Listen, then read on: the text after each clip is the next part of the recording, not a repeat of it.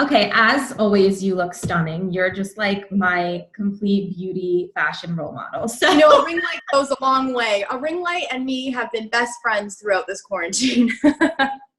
how are you doing? Life must be a little bit different right now. You have a baby in quarantine. How are you and Matt handling this new normal? We're taking it day by day, but I do have to say, having this time with her, both of us, where we most likely would have been traveling for a lot of it, has been so nice. We're just literally getting to spend every single day with her and, just seeing all of her different milestones. So it's been really, really nice to have this time with her. Yeah. Our entire staff talks about your baby. She is the most stunning, beautiful child. You took us on your journey of motherhood. Even delivery, we saw it all. I rewatched it all last night because I needed a refresher. But how is it? How does it feel for you to look back on those videos now? It's crazy. Actually, it's funny you mentioned that because I couldn't sleep last night. I don't know what was going on. I just couldn't sleep. So I was going through my photo albums, and I literally went to, when I was pregnant to when I gave birth to her. And it was just such a surreal moment. It feels like so long ago, and yet at the same time, like it was yesterday. But then now she's so big when I look at her. She's sitting up on her own. She's almost crawling. It's just like you realize how fast time goes now. And, talking to our parents back in the day, they'd be like, time flies when you get older. And you're like, yeah, whatever. Right. But now more than ever, I'm like, you were so right. These weeks just fly by now. So it's crazy. It's crazy. Yeah. She's so cute. Why, you were so raw and authentic about motherhood, and I appreciate that so much more than you know. Why was it so important for you to show us the joys, of course, of motherhood, but also navigating that harder stuff? Because I think just putting a photo up on Instagram for me wasn't sane enough. It just wouldn't have given the true picture of everything that I was feeling and going through. And I think for a lot of women who, have had hard times, and myself have gone through something, I needed to really explain and take them on the full journey of what mine was. And so it was important for me to show all aspects of it, not just the, hey, here we are. I really wanted to take them on the crazy ride that I was on. Yeah, it's very real for all women. So even one of your first photos you posted after having Atlas was that stunning breastfeeding photo. Yeah. What was the story behind that? So it's so funny because everybody's like, so you took a photo shoot so you could, show breastfeeding. I'm like, I'm actually not.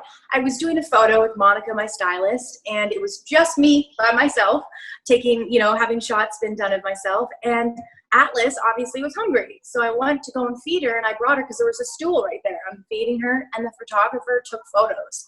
Obviously, I was so in love with that photo. It was just such a special moment with Atlas and I. It just felt powerful, and that was the image that I posted. So it wasn't even a planned photo by any means. It was just something that was caught in the moment, and I loved it. It was so beautiful. I mean, it was gorgeous. Father's Day is on Sunday. It's Matt's first, right? Yes. So what will you guys do? What do you have planned? So, that was something that I was thinking about. And it is crazy because even when it was Mother's Day, we were like, wait, what? I think we really enjoy the tradition of breakfast in bed. It's just something that goes hand in hand. When I think of, Mother's Day or Father's Day, I picture like handmade card, and hopefully when Atlas can cook, she'll bring me breakfast in bed, So maybe that's a tradition we're starting. But then again, I also like to switch it up. So maybe it's like, a picnic in the living room for dinner. I don't know. I want to start some sort of tradition though, that's for sure. I just haven't figured it out yet. Yeah. I remember you both thought that Atlas was going to be a boy, and you were shocked that she was a girl. How does Matt handle being a girl dad? Is he totally in on it? He is the best. He's the best dad, girl dad, boy. He's so in love with her, and they just have such a special connection too. So it's incredible. But I just know, I'm like, I see her every day having him wrapped around her finger more and more. I'm just like, there you go. Like, you're gone. See you later. It's crazy. I love that. Are we thinking we would ever go for more at any time down the road? I'm like, ooh, it's getting hot in here. Surprise. No, I'm kidding. You know, if that is how everything goes, then awesome. I would welcome it. You know, you have no idea. It's just such a crazy thing. As I've learned from this past experience, you know, you can only hope for so much, and we'll see what happens. What's meant to be will be. And yeah, I'm just as curious and as excited as I think my mom is when it comes to it. She's like, so ready for another one? I'm like, not yet. I'm enjoying this stage right now with Atlas, and, you know, just having the three of us right now. Babies are such a blessing that, you know, it's like if God sends you another, you know, then it's up to God. Exactly. You know, lastly, before I let you go, I want to ask you about, you posted such a beautiful photo of Matt and Atlas, and you captioned it, black or white, it doesn't matter. All she sees are people that love her.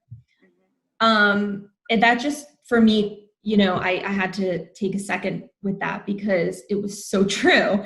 And how important is it to you, just that Atlas be raised in a world where all people are treated the same? Yeah, I mean, especially coming from a mixed family herself, I mean, I think the number one thing we just want to ingrain with her is that no matter what your color is, like, you deserve to love and be loved without judgment, you know? And I hope and I pray that hopefully in my generation, but certainly hers, that is the life that she gets to witness, that everybody gets treated equally. Mm-hmm. How will you and Matt sort of help to instill those messages in her and the intolerance of anti-racist, to be anti-racist? Right. I think educating them at a young age, you know, one of her nighttime books is A is for Activist, you know, and incorporating these books so that you can teach them at a young age that, yes, cool, see that there are people that don't look the same. That is fine. They all deserve to be treated equally. We are a human race. You know, we are all humans. Like, I think just instilling those important morals with her and just really educating her on what's going on right now when she was young and everything, so that she is aware and hopefully can make, you know, a big change when she is older.